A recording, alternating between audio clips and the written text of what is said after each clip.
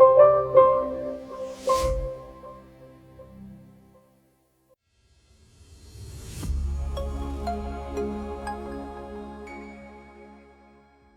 everyone, it's Gharouk here, and in today's educational video, I will run through crypto seasons and exactly how that is defined and exactly what comes next and how can you understand from a fundamental standpoint where the money is flowing within the crypto world and when is it time to kind of exit. So let's dive a little deeper here. So a typical business cycle is here. And then the reason why I want to start with this is that through time, most businesses and, in crypto, these projects, I consider them businesses, they're going to have a boom, they're going to have a peak, and they're going to have a recession.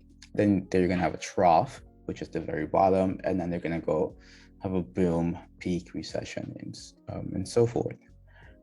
And so now if this is the cycle of a particular project, then this is more of a micro level. If you take it on a macro level, you can use this to define exactly the business cycle of crypto and the seasonality that we see in crypto. So a good example here would be that when all the meme coins got started, right? Those were like the Doge and the Shiba and the Kishu and the monkey coins and whatever animal coin they put on the coin. At that point, the very first coins are going to be down here, and eventually you're going to saturate the market, and you're going to have all these different projects that are forks or that they replicate the very first few coins, right? And then you have to boom, and eventually the market's going to be oversaturated. And once this happens, you have some money that was once piled up within 3 to 5 projects. When you get to the peak, you have several of these projects now in the market, some 20 to 50 of these projects, and they're all doing the same thing. So now the money is spread thin across 50 projects. At this point, the market's oversaturated and investors are going to start taking money. Take profits, right? So this is where you see the downfall of this particular type of project or, season. And eventually, as this is going to a downfall, you're going to have the start of another season. So I'll show you a better slide where this is kind of depicted. So the PLC, the product lifecycle. So most products or services start like this. And I want you as an investor to understand exactly how products are entered into the market and their particular life cycles. So the very beginning, it's always high risk, right? And essentially, as a new product or a project in this case goes into the market, you have the growth potential. Your risk is kind of reduced at this particular point, right? And once it kind of plateaus and your slope kind of becomes zero, then this is where you get the decline. Now your risk has increased, right? Because you're no longer growing. And so this happens to many of the protocols, many projects we see in crypto, right? If you get in early enough, there is a good opportunity for you to make money. If you get in early enough, also there is a higher risk of you getting rugged or for the project to fail and not even launch. So I'm going to go to the next slide where we kind of convey some of these things that we see in everyday life, like stocks.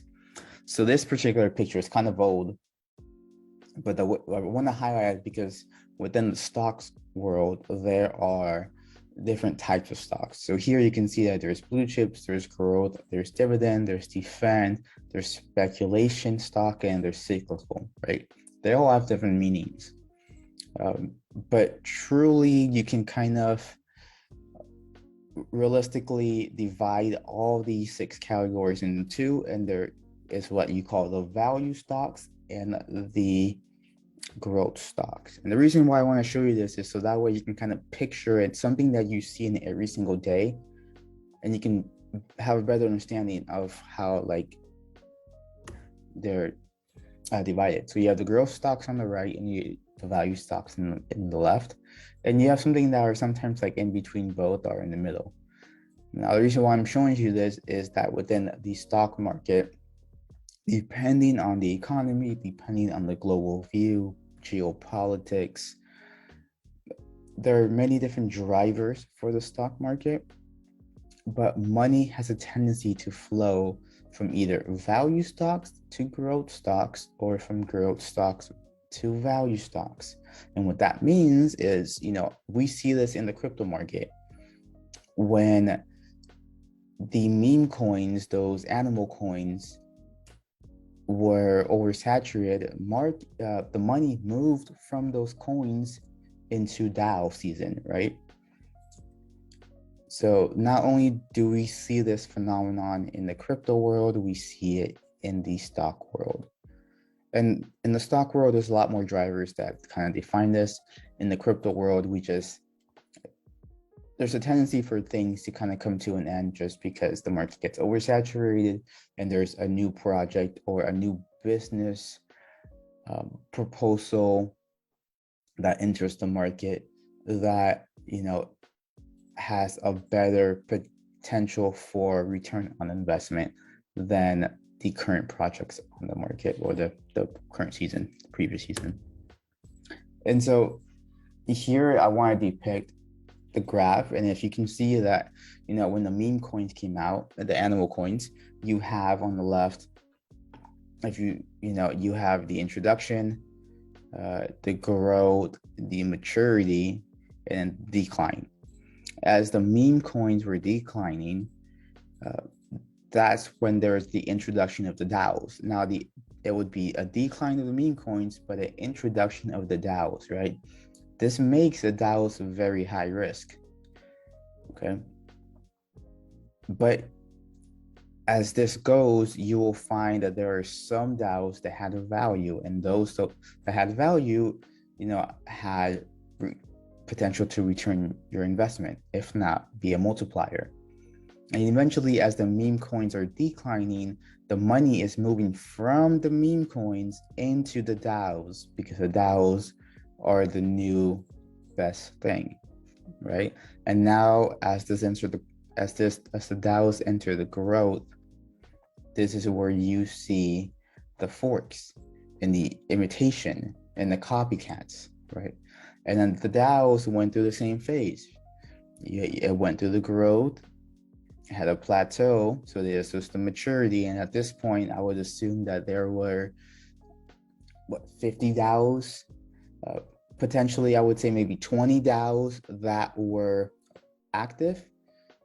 At this point, at the very top, at the peak, at the maturity, I would assume that there is over 100 different DAOs that were launched. Right? And then there's a decline with the DAOs, right? Oversaturation of the market, money is spread thin over 20, 25 active projects, right? And then you get the introduction of what was known as DaaS, DeFi as a service. And so with this, the very first one, I hate to say it, but that was Ring. And with that, it was like, oh, well, this is new. Very high risk, high risk. But some investors did make money out of it. Then you had the introduction of other projects like Thor, Power, Atlas, Fire came, Vapor Nodes came, LVT, right, and so on. And so by showing this, as the money left, there's a decline in the DAOs because investors were making money with the DaaS. And the investors that were still in the DAOs, they realized this and they had to jump ship. If you're an investor, you're gonna put your money where you have a better chance to make returns, to make profits. And so the DAS became oversaturated, and I believe that is where we are now. We are at the peak of the DAS, where we're seeing same forks, very little innovation. New projects are coming out, and then the number one question is sustainability. No one really has an answer for that. The second question is, okay, what's different from your project that we haven't seen in the past? And more than likely, the answer is, we've seen it all at this point. And so that tells me that, hey, like for the DAS season, it's coming to an end, right? And it's definitely on the decline. And as of the 29th of March, 2022, if you look at any of these protocols and you look at their price action, I would say that most of 90 to 95% of them have been on the decline, okay, for the last 2-3 weeks.